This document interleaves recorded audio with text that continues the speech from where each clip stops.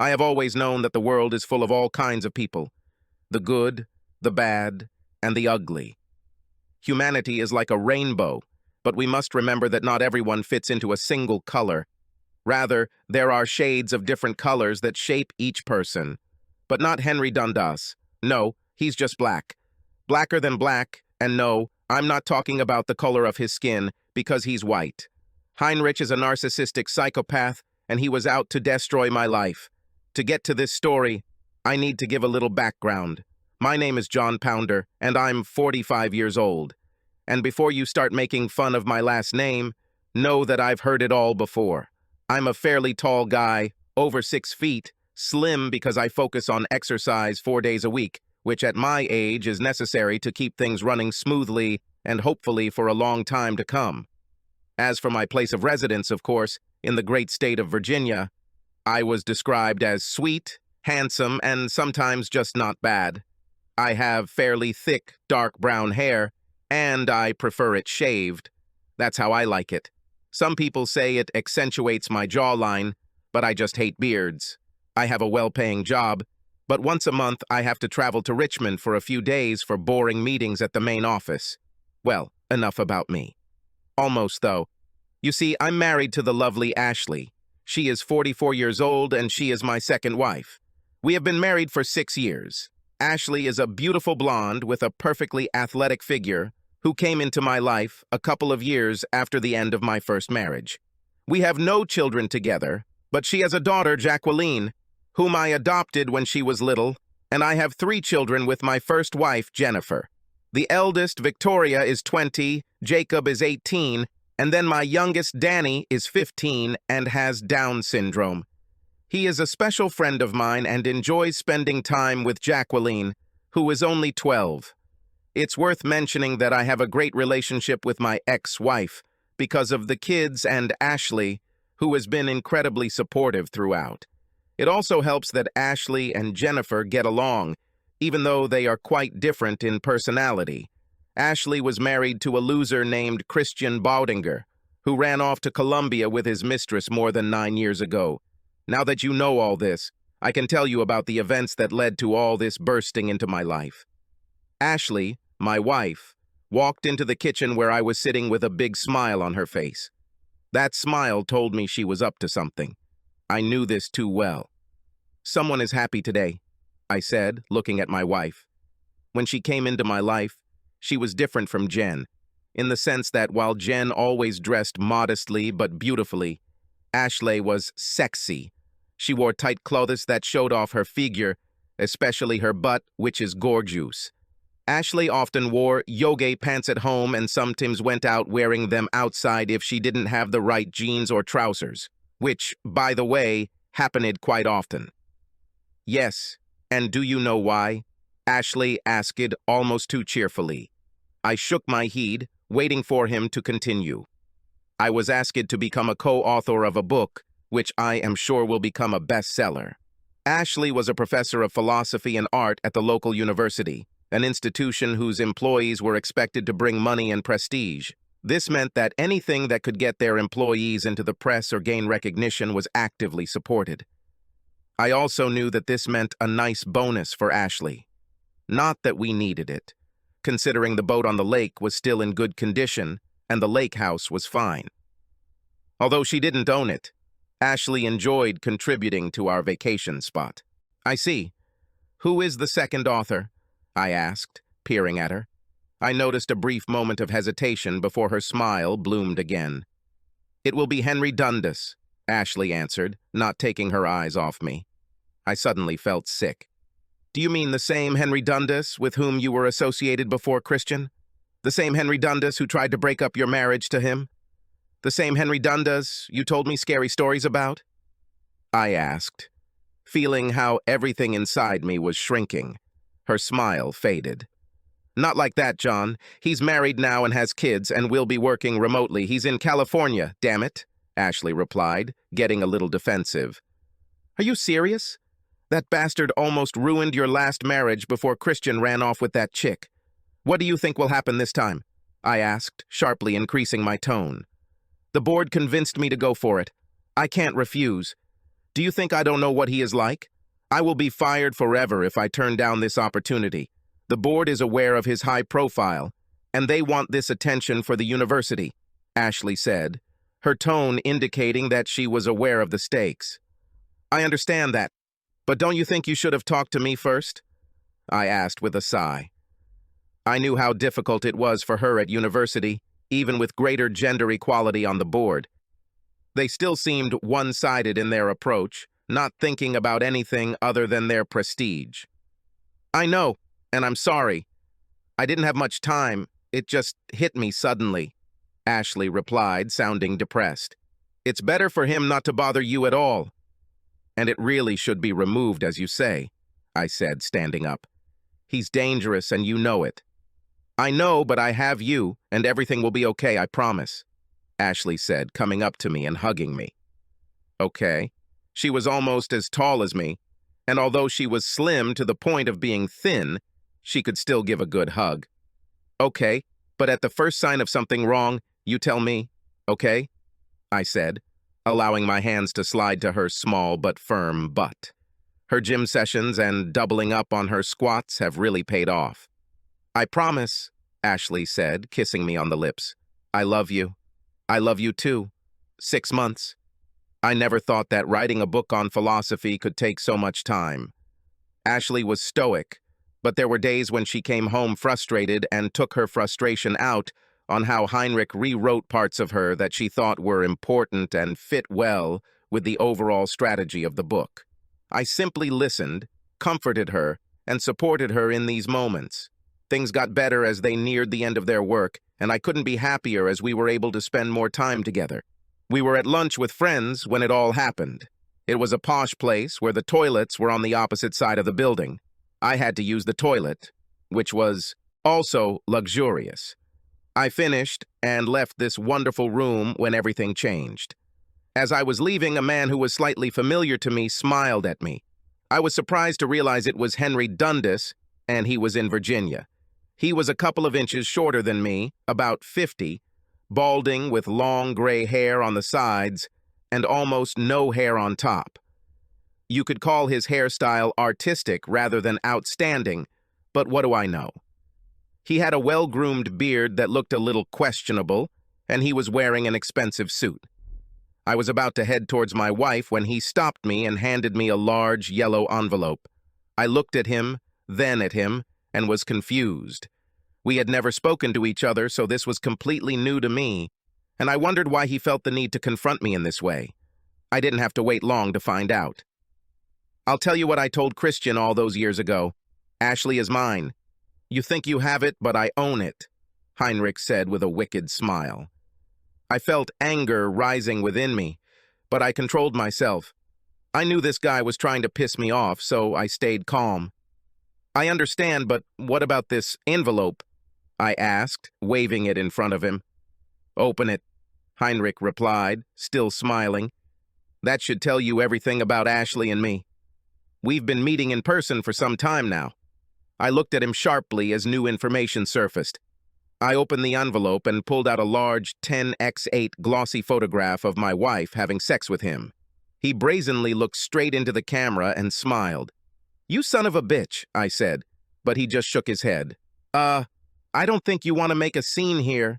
Not when I can trumpet all the letters and texts between us. Stop pretending to be a man and accept that I won. Have you ever been hit on the tip of your nose? It hurts like hell and bleeds like a broken dam. I did this to Heinrich, and he went down like a sack of shit. I thought about kicking him a couple of times, but decided I didn't want to end up in jail. I stuffed the photo back into the envelope and looked down at the pathetic little coward. Stay away from me, okay? Come again and your nose won't be the only thing you have to worry about, I said with an ominous growl. He just cringed and nodded as I walked back into the hall and looked for my soon-to-be ex-wife. She saw my gaze and immediately realized that something was wrong. She stood up and approached me with a worried look. Everything is fine? Ashley asked. But I just looked at her, not believing that she could do this to me, cheating for the second time in my life. No, pack your things and let's go, I answered angrily. She began to worry and quickly grabbed her bag, said goodbye, and hurried after me to the car. I had already left the restaurant when she caught up with me and started asking a million questions. I just got into the car, started the engine, and drove home. "John, what's going on?" Ashley asked worriedly as her door closed. Perhaps it's time to answer her. "Henry bloody Dundas," I replied, causing her to scream. "Heinrich?" "Yes, the same bastard you had sex with," I said bluntly. "John, I never," Ashley began, but I dropped the envelope into her lap. She looked at it like it was poison before opening it and taking out the photo. She screamed and cried and threw her into the back seat. "I'm sorry, this shouldn't have happened." "How long?" I asked when we finally turned towards our house. "What? How many damn times?" I asked, accelerating towards our house and stopping abruptly in the driveway. "How many times has this idiot?" She was sobbing uncontrollably and shaking her head. "One time, just one," Ashley said between sobs. "You know what my ex-wife did, and I was very clear about it. You said it would never happen again, didn't you? Now this." "You're stupid, you know," I said, getting out of the car and heading into the house. Almost 10 minutes passed before she came in to find me packing my bags. I was already thinking about how this would affect Jacqueline and my other children. Damn, why did she do this to us? "Please don't go, I'm sorry. Please, we can get through this," Ashley said, almost pleading. "I screwed up. I know I'm stupid. Ashley, please. If you have any love left for me, just shut up and let me go." "I need to clear my head," I said, trying to keep everything under control. "Where will you go?" Ashley asked, still trying to calm down. "You're not going to go after Heinrich, are you? Don't harm him." I turned around sharply to look at her. "You can't be serious? Are you more worried about him than me? What happened to you?" I asked, zipping up my suitcase and then dragging it from our bedroom to our home office. I needed to grab a couple more things before I left. "It's my fault. I let him dominate me, and I don't want you to go to jail. He's not worth it," Ashley said, following me into my home office as I grabbed my laptop and a couple of chargers and tossed them into my work bag. "I know he's not worth it." "Said he owns you? So he owns you, Ashley?" I asked, leaving the office with bags in my hands and heading toward the living room. "I mean, what does he have that I don't? Is this his bald spot? Beer belly? What?" No, nothing. He just has power over me. I don't know, I can't stop it," Ashley replied, crying again. "You could have just walked away, but no. You were supposed to be a big feminist, speaking out woman, and show the world that you can handle it. When in reality, you're just a confused little girl who can't think for herself. Do you have any idea what this will do to Jacqueline, or with Danny, or with me? Or were you only thinking about yourself?" "I didn't think so," Ashley exclaimed, shouting it out loud. "It just happened." "Which part? The first time you had fun or when you both took a photo?" I asked, hinting at the evidence that the bastard provided me with. "It was supposed to be just for us." "How could he do this?" Ashley asked, almost hysterical. I had to wonder if she was on the verge of a nervous breakdown. I was struggling to control my pent-up anger, but she seemed almost catatonic. "You're so confused. How could you do this? I just do not understand. I need to go away and clear my thoughts without you. You have to understand, we won't be able to survive after this. We won't be able to. I cannot. You betrayed me in the worst possible way with that slimy brat Heinrich," I said, spilling the last words. "Please stay." Ashley was sobbing now. "Go to your parents. Tell them what happened." "I'll call you in a few days," I said, taking my things and leaving. I got into the car, realizing she had left photographic evidence in the back seat, and then laughed to myself. It was some kind of joke, yes. I drove out, looking at the house where I once lived with my wife. Damn life. I called my ex-wife to let her know that I would be away for a few days, and that I would call before I arrived to see Danny. She understood, felt that something was wrong. She could always tell by my voice. I brushed it off as something work-related and headed towards the lake house to think. I needed to reevaluate my life. I was a mess for 2 days. Of course, it was nice to be near the water and enjoy the silence, but my insides were a mess. I took a leave of absence from work to avoid being there while I contacted the lawyers. My boss was understanding and always ready to help with conversation. Marianne Summerson was a good person, as they say, strict when necessary, but understanding, if you did things right. I was sitting there gathering all the information for my lawyer, Maurice Granger, when I opened my browser, and he immediately logged into Ashley's social media account. I didn't use social media much, but this was the chat section she used so often with her friends. It was like a thrilling novel when I looked through her chats with Heinrich. It started off professionally, discussing the book and such. Then, after a month, he started pressuring her, and after a few more weeks, she reciprocated. I think this went on longer than Ashley said. All these messages and emails that went on for months. Some things were explicit, but it was also exhausting. I copied the whole thing into an app to send to my lawyer, who was going to use it like a hot knife through butter. I had read enough to know that there was definitely something between them that she couldn't fight. No, I had no intention of taking her back, but I was disappointed in how easily he seemed to seduce her. It was also clear that they had sex more than once, but he only photographed them once.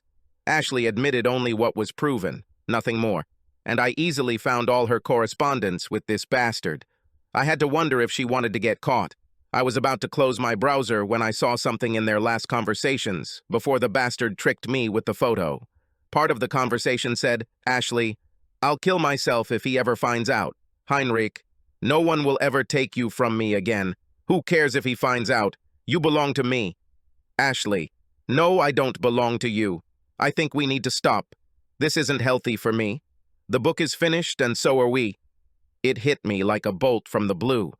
Ashley ended it with Heinrich, and he wanted maximum destruction. Now it was all starting to add up as to why he showed up at the dinner.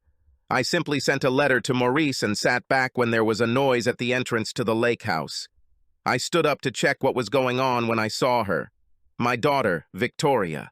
I forgot that she has a key to my house and the lake house. She is almost a complete copy of her mother. She is the same height as her mother, 5 feet 7 inches, with the same shoulder-length medium brown hair and the same smile. That damn smile that warms my heart. Hi, Dad, Victoria said sweetly.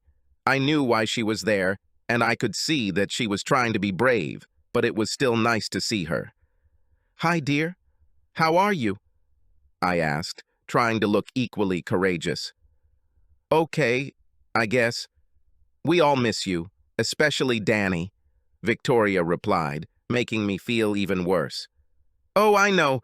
Things are a little different now, I said, causing Victoria to nod and move closer to me.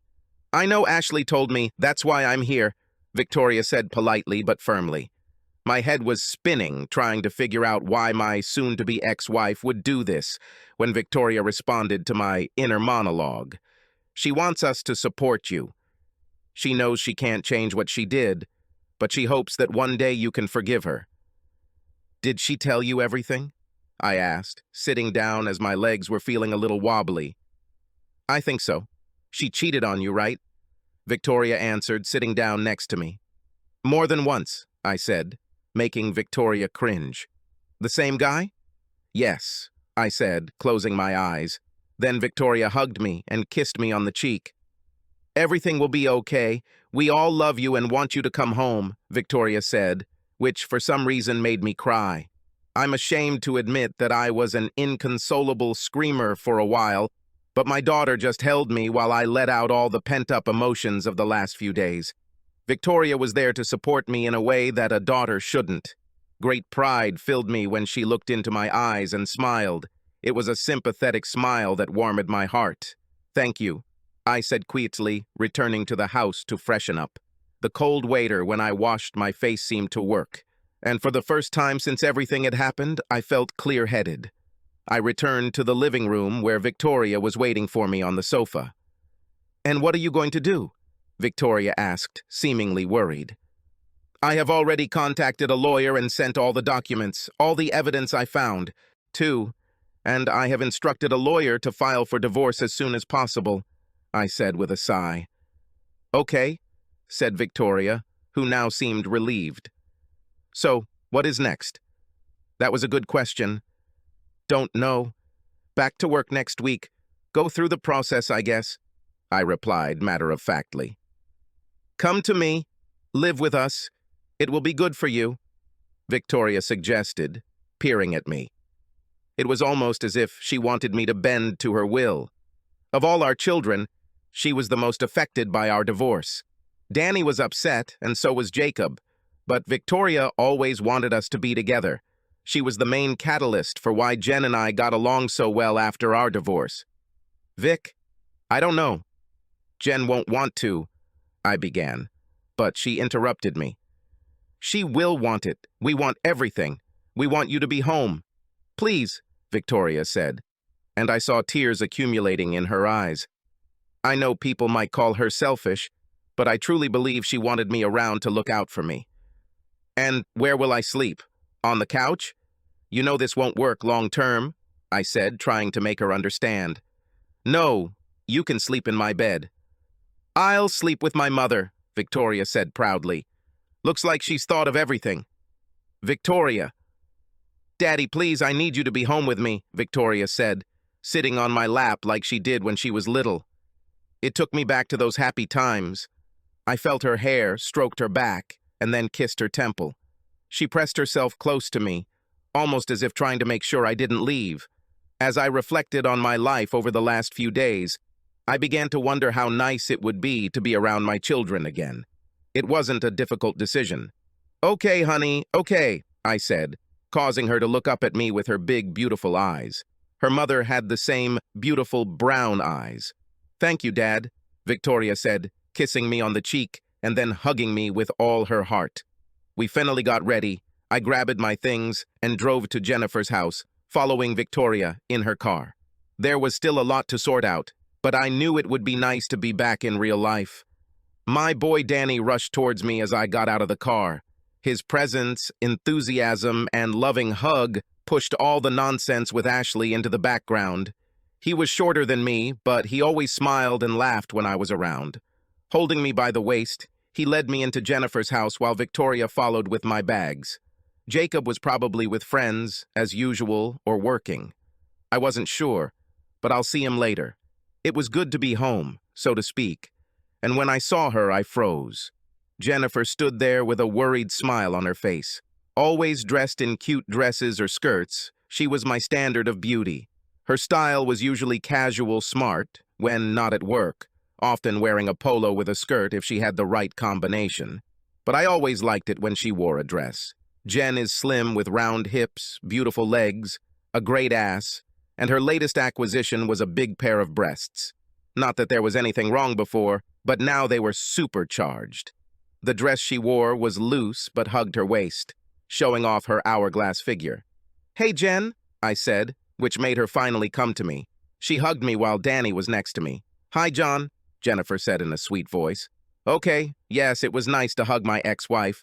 I don't know anyone who could say the same, but at that moment it was incredible, and I think she felt it too. As she pulled back, there was a mixture of emotions on her face before she found the strength to speak. Victoria's room is yours. You know the way, and I made a roast, Jennifer said, as if it was just another day at the Pounder house. Yes, she never changed. Not that it mattered. Ashley never took my last name and said it was because of her job. I didn't care, but I started to wonder if it was because of Heinrich. Thank you, Jen. I'll stay a day or two until I find another place to live. I don't want to be a burden, I said, earning disapproving looks from both kids while Jennifer simply smiled and nodded. Okay, come down when you're ready, Jennifer said warmly. I could tell she wanted to say something else, but she didn't press. Yes, I could still read it. Like I said before, we got along, we worked it out, and we did it for the kids. But we haven't talked about our divorce in a long time. I think we both felt it was too painful, even if there were things left unsaid at the time. I settled in and spent the night with my family, reminiscing about old times and enjoying the company. Danny did not leave my side until the night, and I could not refuse him this. I missed him a lot, not that I didn't miss the others, but he was my buddy, and we did a lot of things together. Perhaps I was more dependent on him than he was on me, but I wasn't going to discuss that just yet. I was going to enjoy it as much as I could. All of them. as much as it distracted me from my lousy life. It was a strange time. Ashley moved out, and I moved back to what had been our home. I went back to work and tried to do everything I could to be productive. I received 2 letters that only added grief and sadness to my situation. The first was from Heinrich, that bastard, and all he did was tell me how good he was, how much better he was than me, and that I should give up my manhood, or something like that. Almost like he believed he had the right to tell me what kind of person to be, when it was clear that he had no idea what it meant to be himself. He also told me that he had been staying in Norfolk and that it was easy for him to return to Ashley's bed. Enclosed was another photo of them together. Okay, I was angry. Angry that I felt limited by the law regarding the retribution. I could pay the bastard, and I didn't know what to do. This was the second letter that I could not understand. It was from Ashley. It read, "My dear John, words cannot express how much I am sorry for the pain caused. I fell for his lies and fell under his spell. He told me that he was divorced, that his ex-wife had cheated on him, and this evoked my sympathy. He was in pain, just like you once were. I know I shouldn't have done it, but I did, and I will forever regret what I did. Just know that Heinrich and I will be the last of your problems ahead. Remember, Jacqueline needs you, and I wouldn't want anything I did to cause a rift between you two. You are the best father she can have, and she will need you now. I won't fight for a divorce, and you can even keep the house, especially for Jacqueline. I deeply regret and feel ashamed. I know this won't help, but please know that I love you and always will.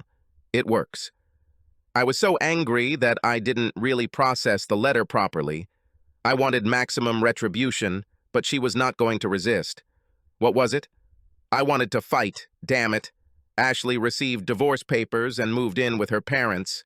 They, of course, were upset and knew the whole story with Henry Dundas. They told me they couldn't believe she was seeing him again, given how devastating his last intrusion into her life had been. They were going to do everything they could to help her and were going to send her to therapy, especially Jacqueline, as we wanted to minimize the feeling of abandonment for her.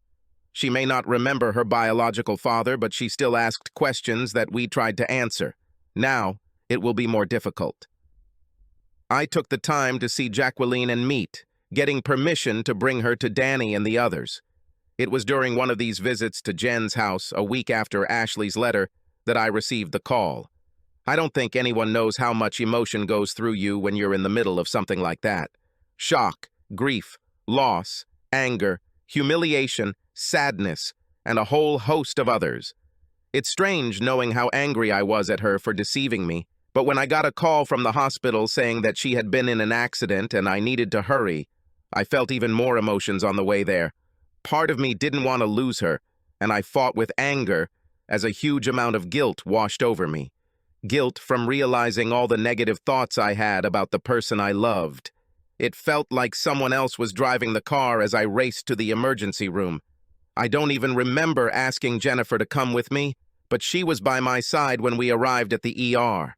We held Ashley's hands as she faded away, and Jennifer hugged me tightly as we were escorted from the room. Ashley's parents, Ray and Carla, were unable to arrive in time and were obviously devastated by the entire incident.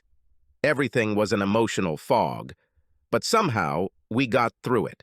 The police asked us questions and then informed us that Ashley was traveling with another man, Henry Dundas, and he was driving.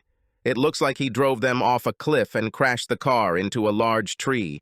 He died on the spot, and she was taken to the hospital. Apparently, her injuries were too severe, and she died. When I got home, I was still in shock, but Jen and Victoria took the lead. They helped me arrange a funeral with Ashley's parents, and while that was happening, it hit me. This bastard did it. That bloody Henry Dundas killed her because she was leaving him. There was no way to make him pay now. However, I decided to tell the police about the chat logs that indicated Heinrich's threat that he wouldn't let her leave, which probably wouldn't have done much but would have helped the motive. Henry was now like an untouchable criminal, and we all had to live with it. Jacqueline was now with me full-time. Ray and Carla helped as much as they could. Although Jacqueline was greatly affected by her mother's death, I made sure we continued therapy sessions to help her cope, and she seemed to be coping well. For me, I also continued therapy, struggling for answers to why Ashley did this. All the therapy sessions revealed was that I was now constantly angry, and that Heinrich was a manipulative bastard who would do anything to achieve his goals.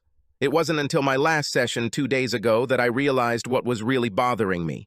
It had to do with Jennifer and how our divorce affected me. I felt guilty for ending things so quickly, but in the end, Jennifer took all the blame by allowing herself to be in that situation and facing the consequences. But for me, it was about how I had to support her because deep down, I still loved this woman. I never stopped loving her, and maybe Ashley sensed that and used it as an excuse for her flirtation with Heinrich.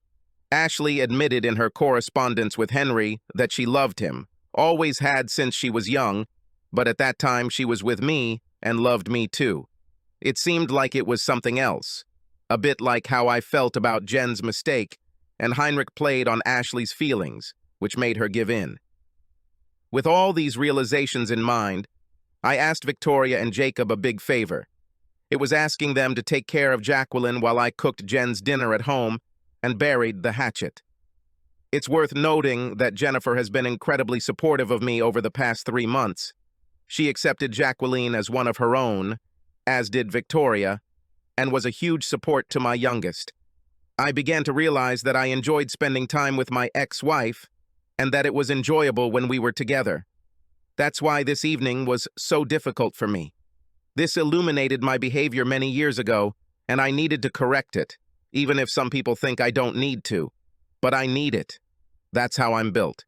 I need to fix everything, or at least get close to it. Dinner was wonderful. Jen was attentive and talkative while I was serving, and later while we were eating.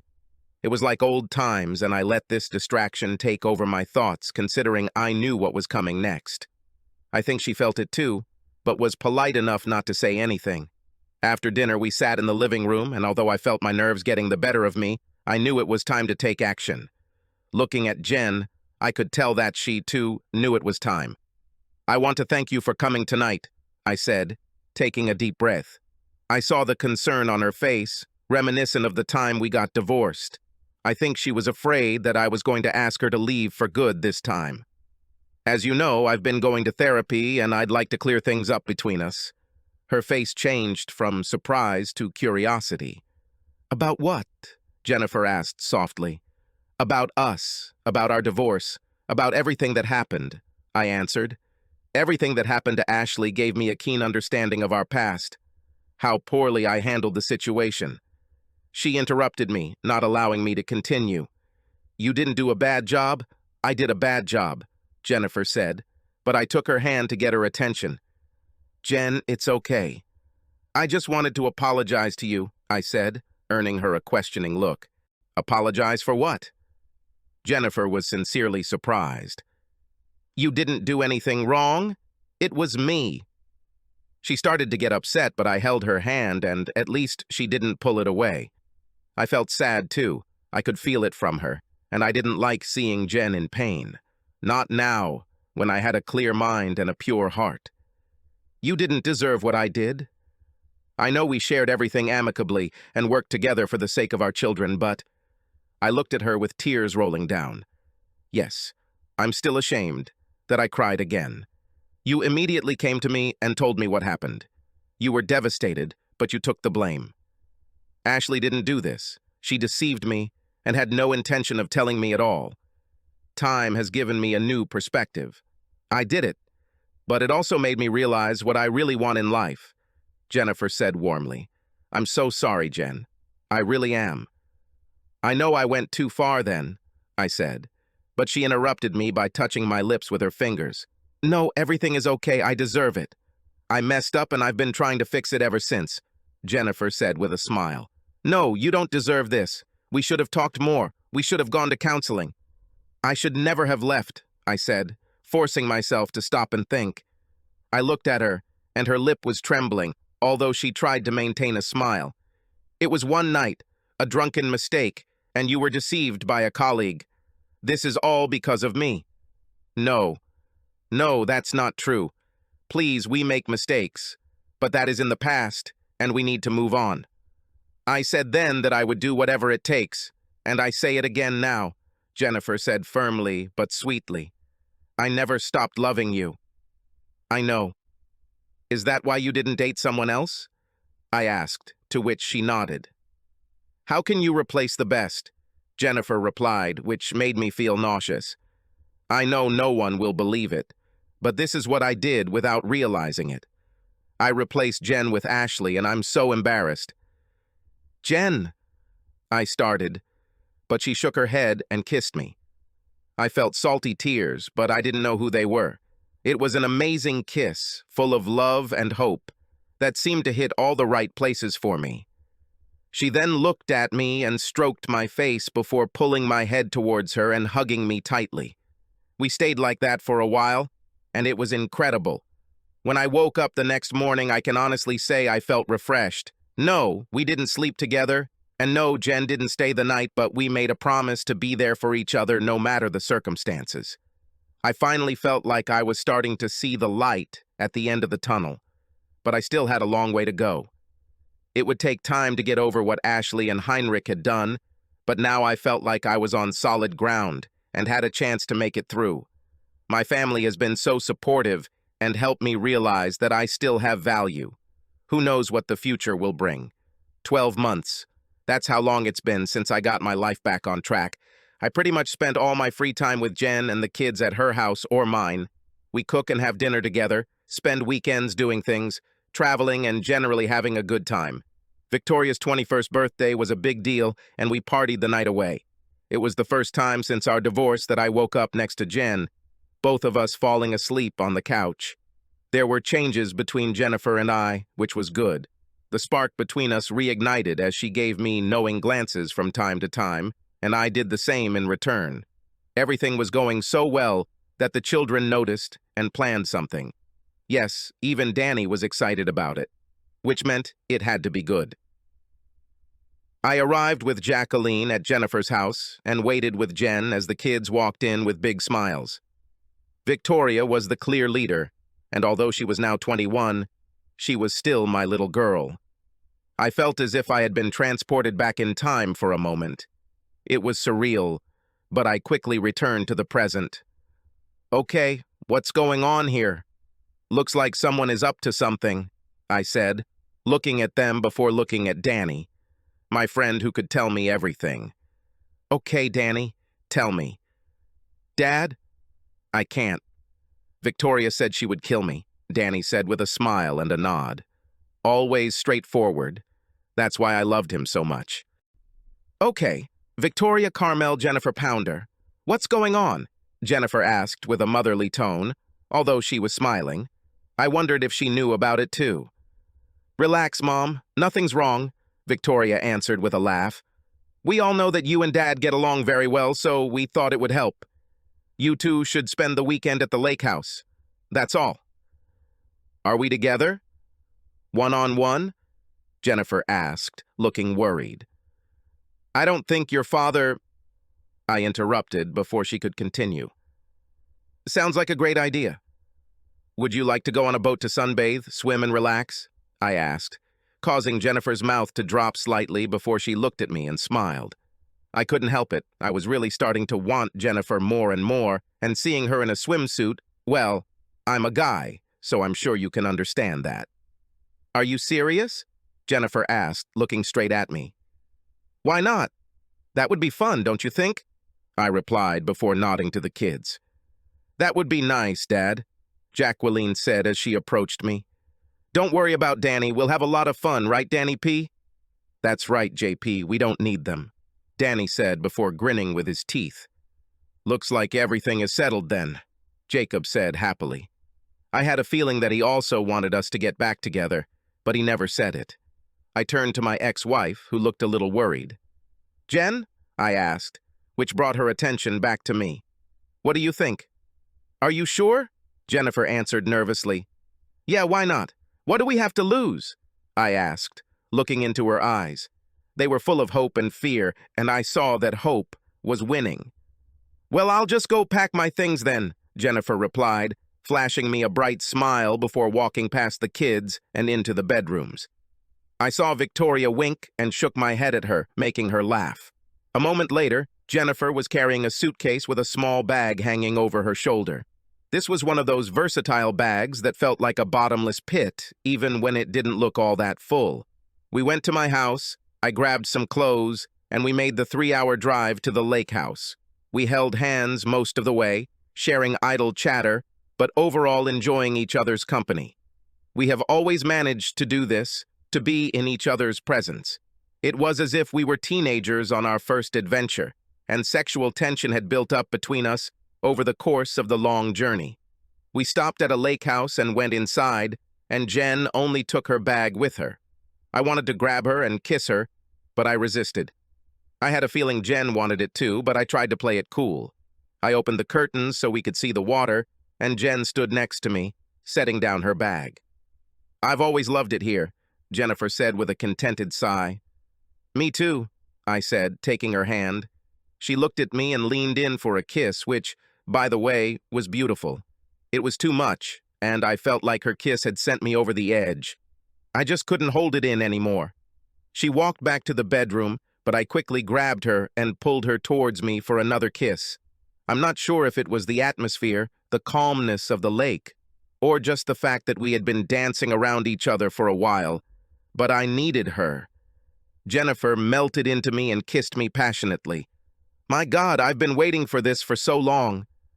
"I missed you, my love," Jennifer said, stroking my cheek before kissing my lips. "Me too," I said. "Does this mean we are going to try again? You and me?" I looked into her eyes and saw sincerity. "I would, if you want to," I said, which made her smile and nod. She wiped away the tears that were forming and slowly pulled away from me so we could talk. "I would really like this. A new beginning with you," Jennifer said happily. "As long as we always be honest with each other, no matter how painful it is." "Fine," I nodded in agreement. "No secrets, just open and honest communication," I said, to which Jen also nodded. "What came of it? I was able to get through this tragedy with the love and support of my family. I'm 51 now, Jennifer too, but she doesn't look over 40, and she says I don't either. I don't know how true this is, but we try to stay fit and live the best life we can. Victoria married a wonderful guy, and they are happy doing their own thing. Jacob is still single, but he works as a lawyer, so he doesn't have much time for his personal life right now. Law firms seem to be gobbling them up as quickly as the weather changes, so we'll see if he works for himself or not. Danny, my best friend, this is the most amazing thing. He meets a beautiful young woman with Down syndrome, and they are both in love. We support him as much as we can, but we also try to give him independence. He lives nearby and often comes home for dinner or whenever he feels like it. As for Jacqueline, our little angel will graduate from high school soon. She has grown into a wonderful young woman, and we couldn't be prouder of her. I think she's going to break more than one heart if she's not careful, but she wants to be a nurse. So we'll see what happens. Jen and I got married again. Yes, you can call me a fool and every other word under the sun, but we have put the past behind us and are stronger for it. I just retired 6 months ago, while Jen retired 3 years ago. Today we are at the lake house, on a boat in the middle of summer, awaiting the arrival of our guests. Marianne Summerson and her husband, Rob, have become good friends of ours, and we have a lot in common. After all, we are in the same age group as our other friends, Mike and Sarah Parrish. We will all spend the day at the lake, enjoying the sun and each other's company, having fun splashing around in the water and on the shore. So, we can say that this is a new chapter in our lives, full of joy and happiness, which is much different from where it all began. I feel sad for Ashley sometimes, mostly because of the good memories we had, but there is also a part of me that wishes I could have closure. It was the easy way out and left a mess behind. As I said at the beginning, people are a spectrum of colors.